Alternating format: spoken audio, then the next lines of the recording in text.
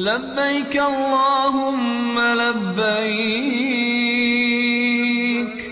لبيك لا شريك لك لبيك.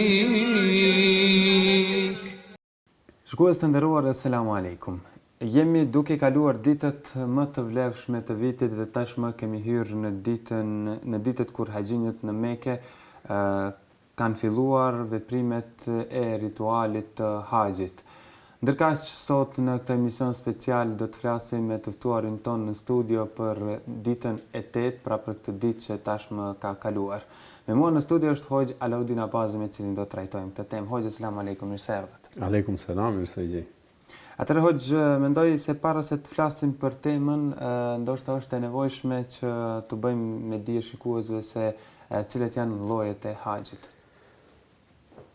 Bismillahirrahmanirrahim. Falenderojmë Allahun e Madhërisht, i qojmë salavat dhe selam me pejgamberit e tij Muhamedi sallallahu alaihi wasallam, familjes, shokëve dhe të gjithë besimtarëve musliman që pasojnë rrugën e tij dhe udhëzohen me udhëzimin e tij deri në ditën e gjykimit. Po në fakt do thot haxhi, ashtu siç vërtetohet nga tradita e pejgamberit, lavdrimi dhe paqja qofshin mbi të, kryesisht është tri lloje. Lloji i parë është haxhul ifrad, që nënkupton do thot haxhiu i cili synon do thot Kaben gjatë kohës së haxhit, do thot në këto ditë e bën, domthonë qëllimi i vizitës së tij është të bëj vetëm haxhin, do thot pa umre, do thot pa ritualin e umrës. Dhe ky në këtë rast do thot i ka disa rituale pak më të pakta që nënkupton do thot e bën vetëm ritualin e haxhit, që nënkupton do thot veshja i hrameve, tavafin e haxhit, sajin e haxhit dhe ato veprime tjera siç është qëndrimi në Arafat, në Minë e kështu me radhë.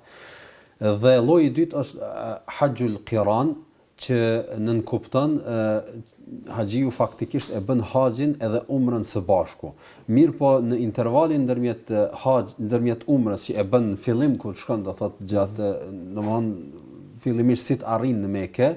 e bën do thot umrën dhe e pret do thot kohën për ta bërë haxhin faktikisht ditën e sonte që të filloj do thot edhe me ritualet e haxhit. Mirë po ai në këtë rast nuk i zhvesh ihramet fare, mirë po qëndron në ihram dhe në një formë e ndërlidh apo e bën do thot ndërhyrjen e ndërlidh do thot umrën edhe haxhin, i bën do thot duke mos bërë do thot asnjë pushim në kuptimin e zhveshjes së ihrameve. Dhe lloji i tretë është haxhul tamattu, që nënkupton njëjtë sikurse lloji i dytë al-qiran, mirë po do thot e bën haxhiu edhe umrën edhe haxhin, mirë po në intervalin ndërmjet umrës edhe haxhit haxhiu do thot në këtë kohë i zhvesh ihramet dhe veshet me rroba dhe është pak më i lirë, dhe në llojin e dytë edhe llojin e tretë faktikisht haxhiu krahas gjitha veprimeve të cilat bëhen njëjtë sikurse në tri llojet e ka edhe një veprim shtesë, ajo është do thot thërrja e qurbanit. Po. Këto janë kryesisht do thot tri llojet e haxhit të njohura në praktikën që nga koha e pejgamberit ton Muhamedi, lavdrimi dhe paqja qofshin mbi të. Atëherë Hoxh, na flisni pak për ditën e sotme, për ditën e 8 të Dhulhijhes. Po, është dita e 8 e Dhulhijhes, faktikisht kjo është dita në cilën fillon haxhiu, i fillon ato ritualet e haxhit, duke pas një pushimi, nëse mund të themi, nëse ka shku do thot më herët në Mekë, sikurse zakonisht e bëjnë do thot haxhit nga trevat tona, për arsye se ata haxhi që janë faktikisht do thot më afër, tani do thot nisen dhe synojnë Mekën jo më herët, por kryesisht do thot haxhit që vinë nga vendet e largëta vinë disa ditë më herët, e bëjnë umrën ata haxhi që e bëjnë do thot njëtin e dytë edhe tretë, do llojin e dytë edhe tretë të haxhit, dhe ata haxhi që janë do thot e bëjnë vetëm haxhin, ata do thot faktikisht janë të futur do thot në ceremoni pak më herët. Dhe dita e 8 dallohet do thot nga dita e mëhershme, për arsye se këtu domthon faktikisht do thot me ato rituale fillon do thot rituali i haxhit, që nënkupton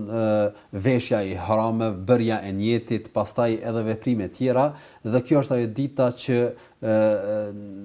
haxhiu do thot i mveshet do thot punës dhe ritualeve, edhe që nga ky moment deri në ditën e dytë, eventualisht ditën e tretë Bajramit, haxhiu vazhdimisht është do thot në rituale dhe në veprime, duke shkuar nga një vend në vendin tjetër,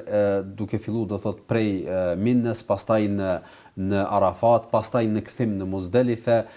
pastaj prap në Qabe për ta bërë tavafin e kështu me radhë, dhe vazhdimisht do thot dita e tetë dhe çfarë pason pas kësaj, do thot janë ato ditët që edhe Allahu xhala wala i ka quajtur ayyamu ma'dudat, janë ditët e caktuara në të cilat veç haxhiu do thot i kryen ceremonitë e haxhit. Ditë haxhi ndryshe quhet edhe dita e terwijës. Pse ka marrë këtë emër? Po në literaturën islame kryesisht do thot kur flasin dietar dhe fukahat, juristët islam dhe shpjegojnë veprimet e haxhit, e quajnë këtë ditë yaumut tarwiya, dita e terwijës, që nëse shikojmë do thot nga aspekti kuptimor, është për qëllim sikur të thuhet dita kur njerëzit furnizohen me ujë. Ky është kuptimi, për arsye se është ditë në cilën haxhit do thot shkojnë faktikisht në Minë, në luginën e Minës, dhe në këtë luginë nuk në kohrat e hershme, në kohën e pejgamberit sallallahu alaihi wasallam, edhe më vonë deri do thot shumë vonë, nuk ka pas ujë.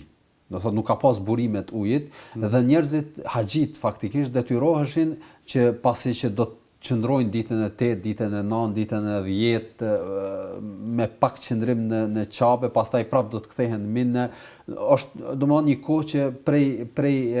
4 ditë, do thot 5 ditë apo 4 ditë, domthon do të qëndrojnë andej, prandaj edhe është momenti që të parapërgatiten për qëndrim, dhe parapërgatitja më e mirë ka qenë që të furnizohen me ujë, për shkak se si tham pak më herët nuk kishte ujë në këto lugina në kohrat e hershme, dhe njerëzit bartnin me veti do thot sasi të mëdha të ujit, dhe zakonisht kur takoheshin haxhit në atë kohën në mesveti, dhe pyetjet e para që bëheshin a u furnizuat me ujë, dhe hel irtawaitum në gjuhën arabe nëse përkthejmë, dhe nga ky kuptim ka ardhur edhe yaumut tarwiya që nënkupton dita e furnizimit me ujë. Ky është do thot shkaku pse e ka marrë këtë emër, për arsye se do thot në këtë ditë njerëzit parapërgatiten për ditët e ardhshme, do thot me furnizime të ndryshme e posaçërisht me furnizimin e ujit. Kurse në kohën bashkëkohore kjo faktikisht nuk është evidente, për arsye se në çdo çosh do thot të luginës së Minës kemi do thot ujë me bollëk, dhe nuk është e nevojshme do thot askush të bart me veti, madje edhe me ujë edhe në kohrat më të nxehta kemi do thot ujë të ftohtë e kështu me radhë, mirë po si rezultat i kohrave të hershme ka mbetë do thot ky emërtim. Hoxha, cilat veprime bëhen në këtë ditë? Në ditën e 8, siç tham pak më herët, është ajo dita kur fillon haxhiu me ritualet e haxhit. Faktikisht nëse është të thot duke qëndruar në Mekë para kësaj dite, qoftë brenda afër haremit Qabes apo edhe në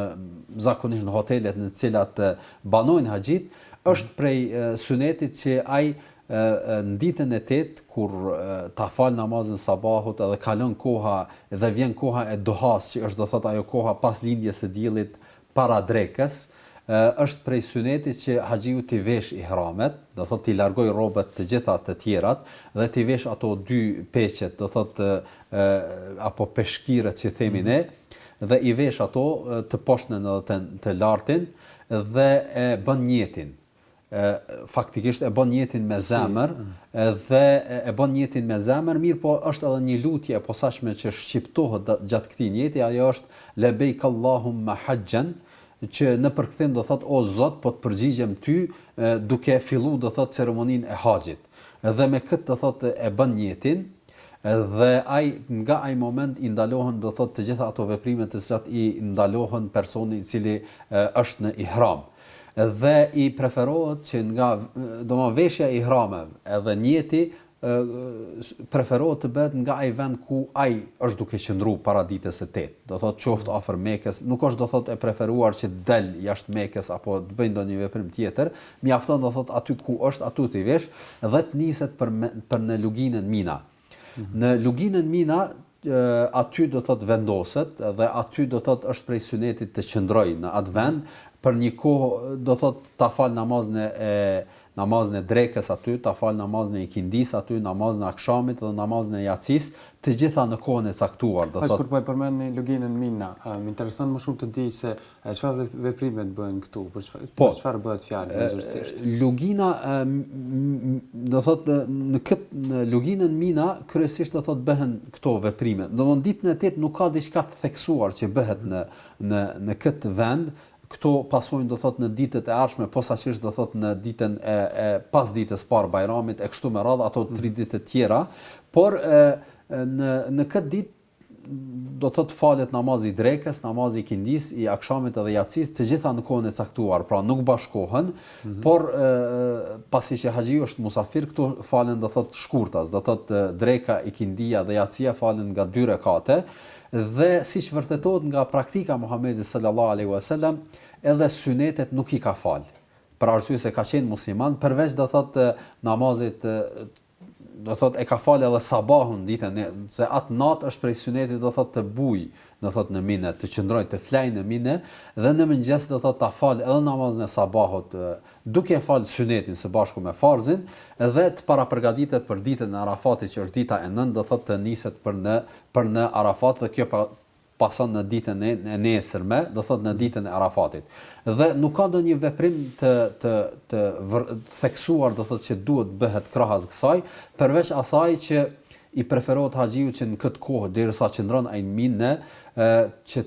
prej momentit që e bën niyetin, do thotë duke ende pa ardhur në Medinë, preferohet ta bëj vazhdimisht duan labbaik Allahumma labbaik labbaik la sharika lak labbaik innal hamda wan ni'mata lak wal mulk la sharika lak. Do thotë këtë lutje vazhdimisht ta thotë deri do thotë ditën e 8 vazhdimisht çdo kohë, pavarësisht është duke ecur, është në vend qëndrimin e tij në shator apo është do thotë në rrugë e kështu me radhë, vazhdimisht ta thotë këtë lutje. Janë duke na shoqëruar edhe pamjet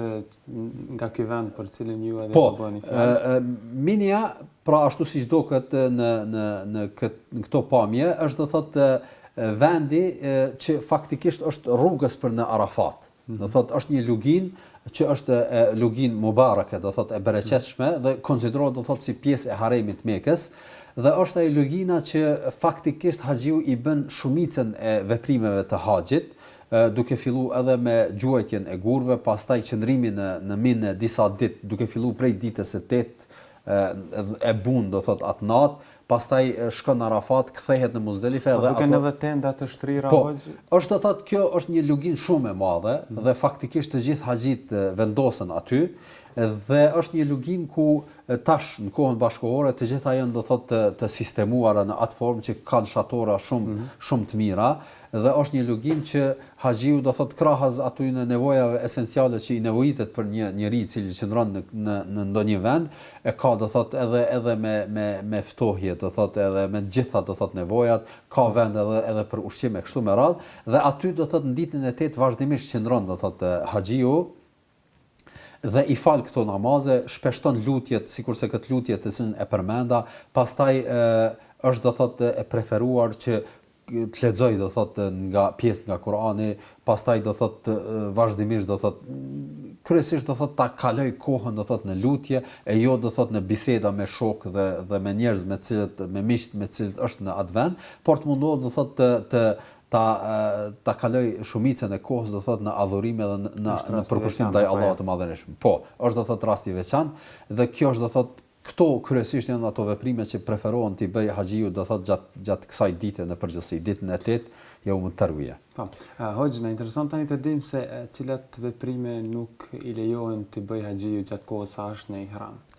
Ihrami ashtu siç e përmenda pak më herët është ajo faktikisht njeti me cilën njeriu futet në ceremonitë e haxhit, në ato rituale të cilat i bën haxhi. Dhe ajo gjëja e parë që e bën do thot haxhiu në këtë jetë është veshja e ihramit dhe kjo është diçka obligative, do thot nuk është diçka e preferuar, patjetër një haxhi nëse dëshiron me bë haxhin, patjetër është obligative të vesh ato ihrame dhe pas kësaj i ndalohet do thotë edhe sikurse prerja e thonjve apo e flokëve apo do thot heqja e ndonjë pjesë, ndonjë çime do thot prej trupit e kështu me radh, pastaj përdorimi i parfumeve do thot gjithashtu i ndalohen dhe veprime të cilat zakonisht do thot një njeri i lirë i bën, do thot sikurse mirëmbajtja, pastrimi, do thot i lejohet të pastrohet, mirë po të ketë kujdes mos përdor do thot preparate do thot kozmetike sikur që janë parfumet edhe ato shamponat që kanë do thot erra të do thot parfume e kështu me radh, po qëndron do thot në atë kohë përderisa është në ihram do thot u largohet këtyre gjërave, të cilat i përmenda do thot kryesisht këtyre gjërave, pastaj gjithashtu i ndalohet ta mbuloj kokën, duhet me pas kokën si themi ne të shtruar do thot pa ndonjë kapel apo ndonjë shami apo diçka. Kjo vlen do thot për burrat, jo për gratë. Gratë do thot qëndrojnë në atë formë do thot me ato veshje të cilat i kanë, përveç do thot që nuk e mbulojnë do thot me nikab fytyrën dhe nuk përdorin dorza, kurse tjerat gjëra do thot i përdorin do thot kryesisht çavishën do thot sikurse shamijat e kështu me radh. Mirë po për burra u ndalohet do thot përdorin çdo gjë do thot që është e qepuj nga veshjet, pra i përdor vetëm ihramet dhe i ndalohet do thot mbulimi i kokës në përgjithësi. A lejohet hoxh që të vishen ihramet respektivisht të vonohet niyeti dhe ihramet të vishen pastaj në ditën e 9? Po, dita e 8 siç përmenda është ajo dita kur haxhiu futet në ritualet e haxhit, duke bërë niyetin dhe duke i veshur ihramat. Mirë po veshja e ihrameve do thot në këtë ditë nuk është diçka obligative, që nëse një haxhi e shtyn këtë deri në ditën e nesërme kur vjen koha e haxhit, apo kur vjen koha e nisjes në Arafat apo shkuarjes në Arafat, atëherë atij do thot i lejohet ta shtyjë do thot deri në atë kohë dhe nuk bën ndonjë mëkat në kuptimin e tejkalimit. Mirë po ajo çfarë ngjall do thot këtij personi është se ai e lën do thot anash një sunet të vërtetuar dhe të preferuar nga pejgamberi sallallahu alajhi wasallam, i cili sunet nuk do duhet ta neglizhonte besimtari përderisa ka mundësi edhe ka shku atje do thot mi kry ritualet sa më mirë të haxhit. Prandaj janë dy gjëra. E para është do thot veshja e ihrameve dhe bërja e niyetit, që është diçka e ndam do thot nga qëndrimi në Minë, është diçka e preferuar do thot sunet i fortë që kjo të bëhet në ditën e 8. Do thot para duhas, para namazit, do thot kohën e duhas, para namazit të drekës. Por nëse nuk e bën kët, nuk ka mëkat, por e ka lënë do thot një sunet, e ka shpërfill në sunet me thon shumë thjesht. Kurse gjithashtu edhe shkuarja në Minë apo qëndrimi në Minë, posaçërisht në ditën e 8, është diçka prej suneteve të forta. Nuk është diçka obligative, nuk është vajxhib, por është e preferuar dhe ai haxhi i cili për ndonjë rast do thot nuk shkon, nuk ka shoqëri apo nuk ka mundësi me shku vet apo edhe nuk ka mundësi ka ndonjë problem e kështu me radhë, nëse e vonon nuk shkon, nuk ka gjë të keqe, mundet me ndajt në hotelin e tij, por nuk do të thotë se këto dy gjëra janë të lidhura në mes vetë, do thotë veshja e ihramit, bërja e niyetit dhe shkuarja në Minë. Nëse ai nuk ka mundësi të shkojë në Minë për rrethana të ndryshme, atëherë mos ta lejoj veten që ta lej anash edhe sunetin e veshjes së ihrameve në këtë ditë dhe bërjes së niyetit. Ti bëj këtë dhe qëndroj në hotelin e tij dhe të parapërgatitet për ditën e nesërme kur shkon do thotë për në Arafat. Hoxh, ishte kënaqësi që biseduam në këtë emision special për ditën e 8 të Dhulhijhes. Faleminderit. Ishte kënaqësi edhe për mua edhe do thot për fund këtij emisioni lut Allahun e Madhërisht që këtyre haxhive, posaçërisht haxhive tanë që kanë shkuar atje, Allahu t'u bëj kabull do thot këto veprime dhe këto rituale të cilat i bëjnë, edhe gjithashtu bëj lutje që ata besimtarë të cilët synojnë do thot për ta vizituar apo kanë synuar këtë vit ta bëjnë vizitë dhe ta kryejnë do thot ritualin e haxhit, që Allahu t'u bëj nasib vitin e ardhshëm dhe të gjithë atyre besimtarëve që synojnë kët, Allahu t'u plotësoj do thot këtë dëshirë, edhe juve Allah ju shpërblej do thot për ftesën. Faleminderit. Shikues të nderuar, kjo është e tëra për emisionin e sotëm special. Ne takohemi sigurisht në emisionet e tjera speciale që kanë të bëjnë me haxhin. Faleminderit që na ndoqët, miru takofshim. Selam aleikum. لبيك اللهم لبيك لا شريك لك لبيك